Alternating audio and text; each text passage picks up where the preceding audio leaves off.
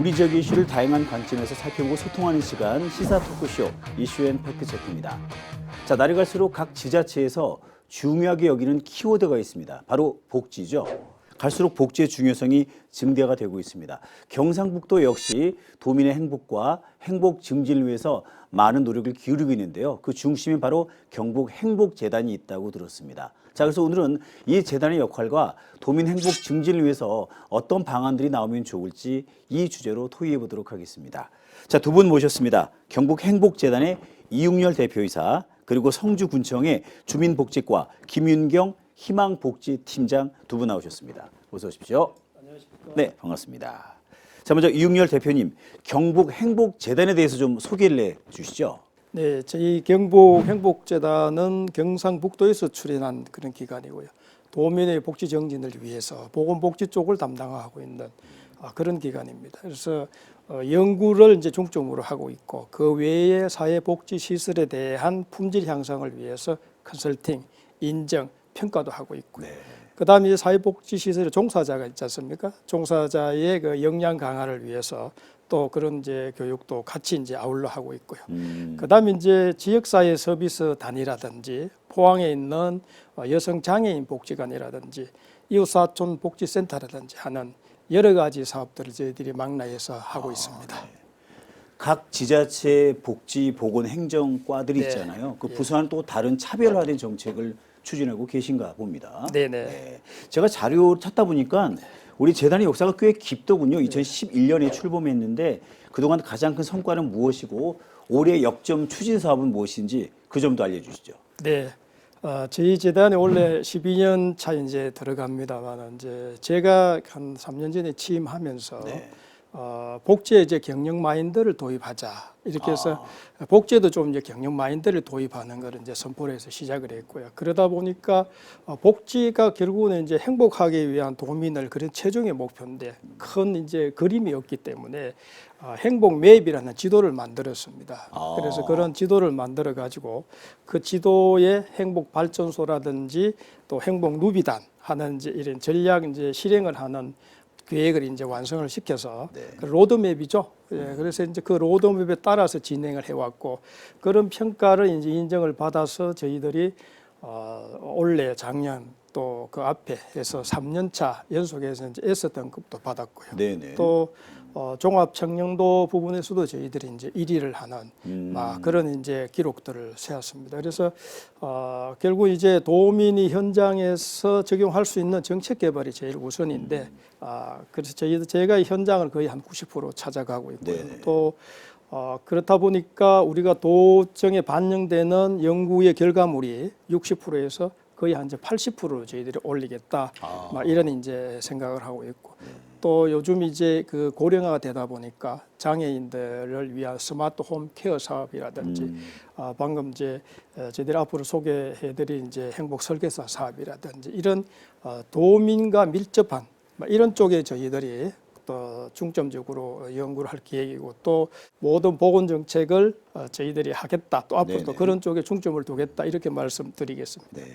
그 네임을 참 재미있게 여러 가지 잘 짜셨네요. 예, 행복 맵이라는 단어도 있고 그 가운데 보니까 파워 시니어를 활용한다라는 부분도 있던데 파워 시니어는 어떤 부분들을 의미하는 건가요? 예, 파워신이라 하면은 이제 그 60세 이상이 되어서 이제 현직에서 물러나신 분들이거든요. 말씀 그대로. 그런데 이분들이 이제 이 경력이라든지 이런 게 아직은 나이도 일할 나이도 있고 아직까지 또 건강도 허락하고 또 그분들이 또 전문 대졸 이상의 고학력자들입니다. 그러다 보니까 이분들이 그동안은 단기 일자리로 가고 그랬거든요.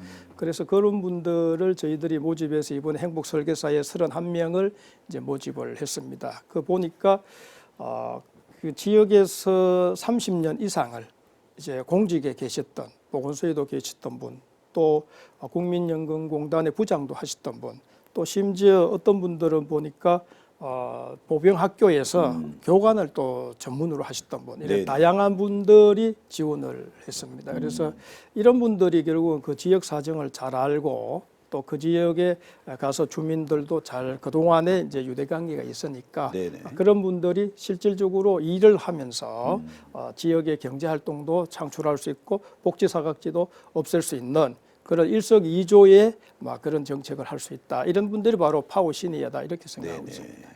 아까 대표님 말씀하신 행복 설계사 얘기를 해보도록 하겠습니다. 예.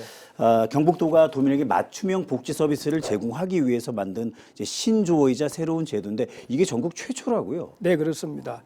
행복설계사는 우리 8기의 이철우 도지사님의 복지 이제 공약이었습니다. 그 7기 때는 이제 행복도우미를 이제 경로당의 행복도우미 선생님으로 했었는데 거기서 정착을 했고요. 8기 때의 행복설계사를 했는데 한마디로 말씀드리면은 시청자들이 이해할 수 있게 말씀드리면은 저희들이 잘 아는 보험 설계사 있지 않습니까? 네, 그 용어에서 따온 것 같더라고요. 예, 그래서 네. 이제 보험 설계사처럼 이 저희들이 국가 지방하고 국가하고 또 민간에서 하는 여러 가지 보건복지 정책이 있습니다. 그 정책을 이제 태블릿 PC에 담아서 정보를 제가 가서 이제 이분들이 가서 상담을 하면은 재산 정도라든지 건강 상태라든지 이런 것을 정보를 이제 기입을 하게 되면은 거기에서 태블릿 PC에서 내가 받을 수 있는 혜택에 대해서 몇 종이 나오는 이제 이런 것을 이제 행복 설계사라고 합니다. 찾아가서 이 보건복지 정책을 소개하고 받을 수 있는 것을 안내하는 가이드 역할을 한다고 볼 수가 있겠습니다. 그렇군요. 그래서 행복 설계사 혹은 복지 플래너라는 명칭을 붙이고 있습니다. 자, 이렇게 이제 행복 설계사 시범 운영 시군이 가장 먼저 7개 지역이 선정되는데요. 그 가운데 우리 성주군이 포함되어 있습니다. 팀장님, 3월 중순부터 시범 운영 중인데 어떻게 구성되어 있고 어떤 부분을 중점적으로 관리할 계획이신지요? 경북 이웃사촌복지센터에서는 31명의 그 행복설계사를 채용을 해서 그 7개 시군에 지금 배치를 했고요. 우리 군에는 지금 총 5분이 오셨는데 다 여성분이시고 저희는 그 50대 후반부터 그 60대 후반까지 연령대가 다양하시고요. 전직이 뭐 공무원 출신, 병원 간호사 출신, 요양병원에 계신 분들도 계시고요. 시설에 근무하시는 분들도 계셔가지고 복지에 관련된 일을 많이 하셨더라고요. 네. 그래서 오셔서 적응하시는 것도 굉장히 빠르시고 주민들한테 다가갈 때도 좀 쉽고 친근하게 지금 다가가서 그 서비스 안내를 해드리고 있습니다. 네. 근데 행복 설계사 시범 운영 지정은 네. 도에서 하는 건가 아니면 우리 성주군 포함해서 네. 공모하고 그러니까 자체적으로 응모를 하는 건가요? 저희가 19년도에 경상북도에서 이웃사촌 복지센터 공모를 했었고요. 거기에 저희 군이 포함이 돼서 지금 6개 시군이 제가 운영하는 걸로 알고 있고요. 네네. 그 안에서 이제 행복설계사가 포함이 돼서 금년부터 사업이 진행되는 걸로 예, 알고 있습니다. 일단 모범적으로 잘 운영해온 7개 시군이 선정됐군요. 약 한 달 정도 운영한 셈인데 네. 국민들의 반응은 어떻습니까? 사실 처음에는 이 행복설계사 분들이 나가셔서 이제 현장에 가서 이제 직접 부딪힐 때 여러 가지 어려운 점이 있고요.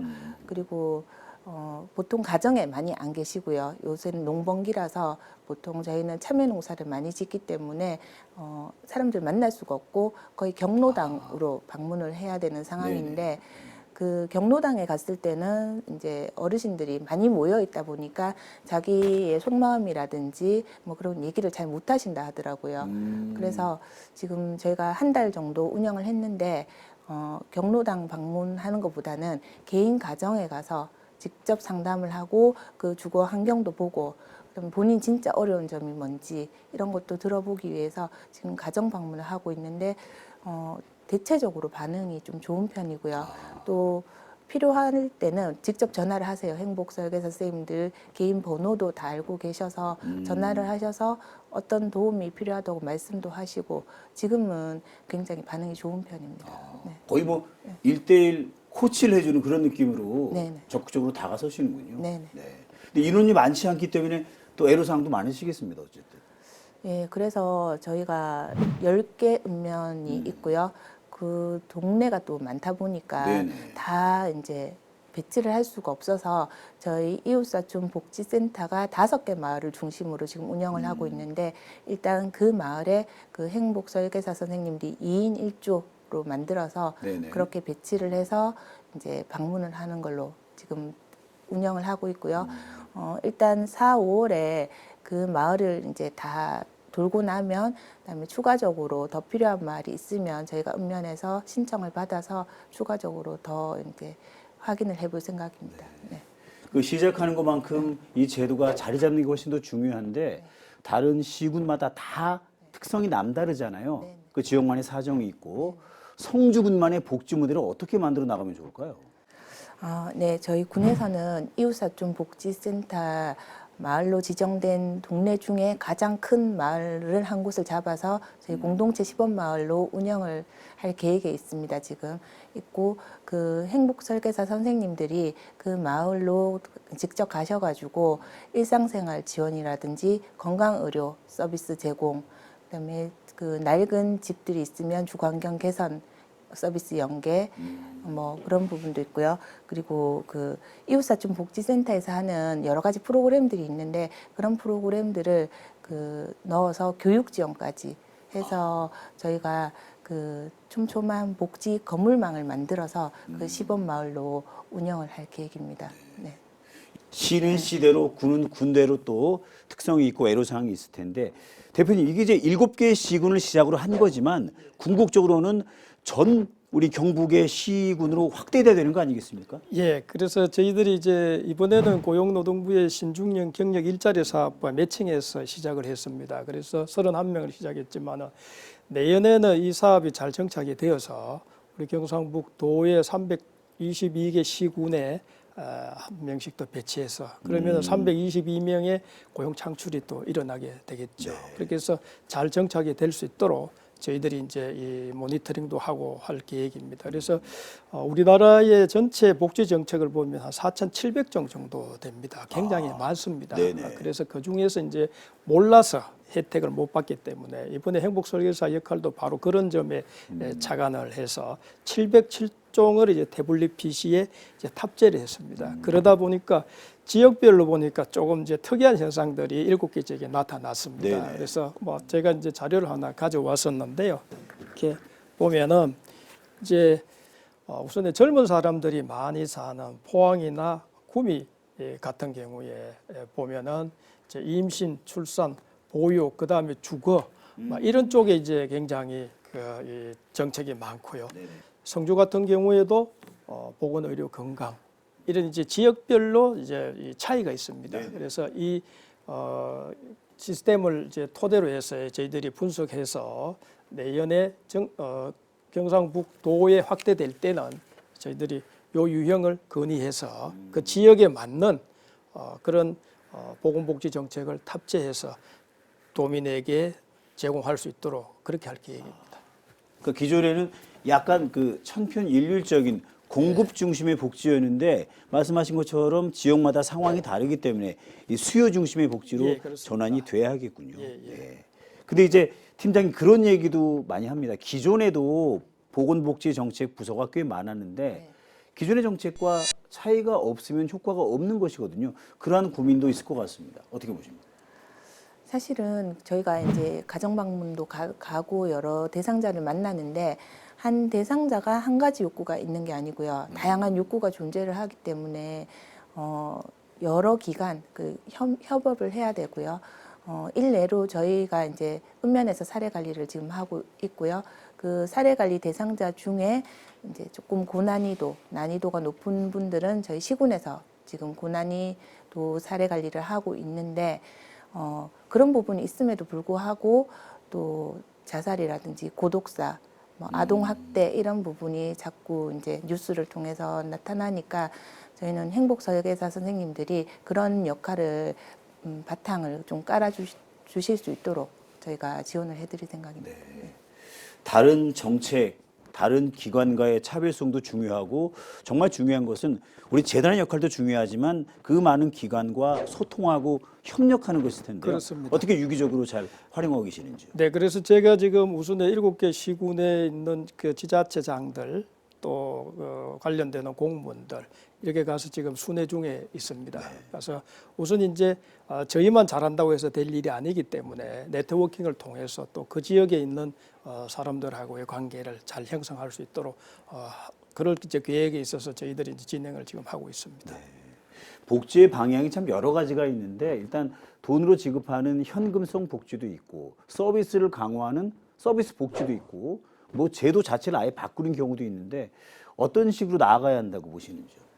저는 사실 두 가지가 동시에 같이 투입이 되어야 된다고 생각이 됩니다. 왜냐하면 현금성 복지 지원이 사실 경제적으로 어려우신 분들한테는 가장 절실하게 와닿고 또 편리하고 또 정확하게 전달이 되고 좋은 제도이긴 한데 그분들이 적절하게 사용하지 못하신다면 이 예산이 다 낭비되는 거기 때문에 저희가 현금 지원도 해드리고 그 현물 지원이나 그 바우처 지원이나 이런 부분도 같이 연계를 해서 들어가야지 그 대상자가 자립을 하거나 아니면 생활하시는데 도움이 될 거라고 생각하기 때문에 저희는 동시에 투입이 돼야 된다고 생각합니다.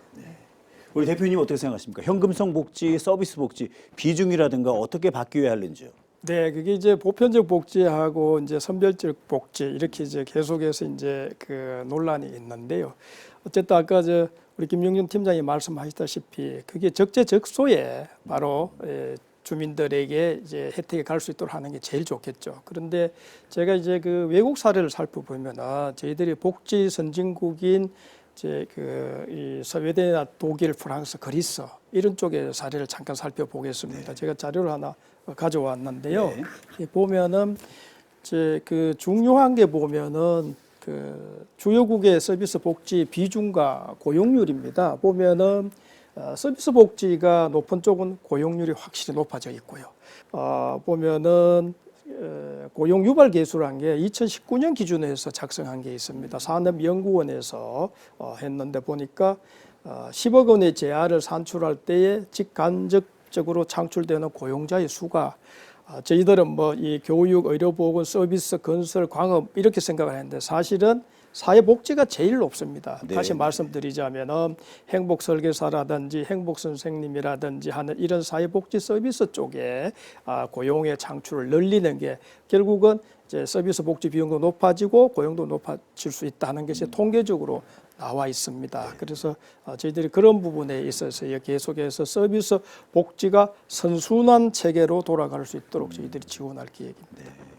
다른 지역과는 차별화된 신복지 패러다임을 경북이 펼치고 있는데요. 자, 앞으로의 경북 행복재단의 계획에 대해서 한 말씀 해주시죠. 예, 저희들이 다양한 연구 사업을 통해서 결국은 필드에 있는 주민들의 욕구에 만족하는 그런 정책들을 이제 살펴서 저희들이 계속해서 갈 생각입니다. 앞으로도 복지가 굉장히 넓어지고 또 다양해지고 또 여러 가지 유형들이 많이 있습니다. 다른 기관들하고의 유기적인 관계를 통해서 저희들이 한 번 더 경상북도민의 복지 정책을 위해서 힘차게 노력을 해서 이번에 연속 4연속 했었던 걸 받을 수 있도록 열심히 노력하겠습니다. 지켜봐 주시고 많은 격려를 부탁드리겠습니다. 네.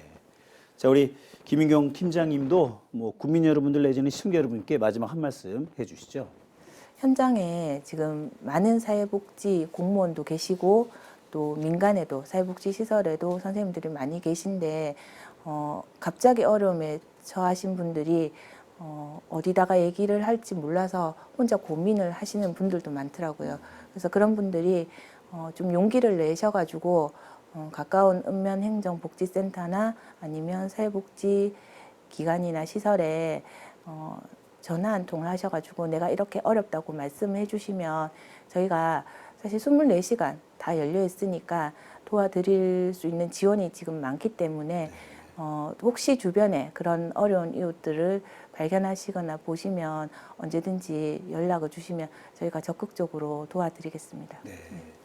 어려움이라든가 불편이 있으신 분들 많은 분들이 여러분들을 도와주기 위해서 기다리고 있으니까 우리 재단 또 각 시군의 담당자 여러분께 SOS를 반드시 먼저 요청하시면 좋겠습니다. 좋은 정보 있으면 많이 알려주시고요. 오늘 두 분으로부터 좋은 말씀 많이 들었습니다. 감사합니다. 고맙습니다. 자, 오늘은 경북도민의 행복 증진을 위해 필요한 제도가 어떤 게 있는지 살펴봤습니다. 우리 경상북도는 고령화 비율도 높고요. 소멸 가능 도시도 많기 때문에 굉장히 어려운 위기에 처해 있는데 역설적으로 그렇기 때문에 더 많은 전환의 기회를 만들 수 있는 장점도 있다고 생각됩니다. 자, 경북의 신복지 패러다임, 원하는 곳에 원하는 장소에 맞게 복지 자기 결정권을 강화하는 것인데요. 바로 이 제도가 정착이 잘 되면서 복지 사각지대 제로 경북이 됐으면 좋겠습니다. 자, 오늘 방송은 여기까지입니다. 다음 이 시간에 또 새로운 주제로 인사드리겠습니다. 감사합니다.